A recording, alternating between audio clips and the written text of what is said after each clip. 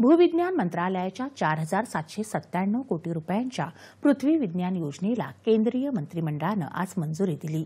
भूव्यवस्था आणि त्यातील बदलांचे महत्त्वपूर्ण संकेत नोंदवण्यासाठी वातावरण, महासागर, भूपृष्ठ, हिममंडल आणि पृथ्वीचा घनभाग यांचं दीर्घकालीन निरीक्षण करणं हा पृथ्वी विज्ञान योजनेचा उद्देश आहे।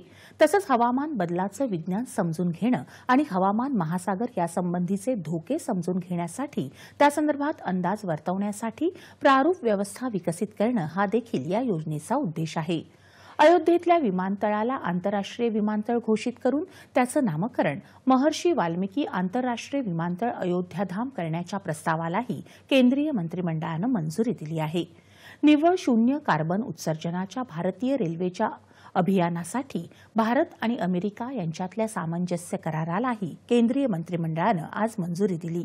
तसंच भारत आणि गयाना यांच्यात हायड्रोकार्बन क्षेत्रातील प्रस्तावित सामंजस्य करारासाठीही मंत्रिमंडळानं मंजुरी दिली आहे।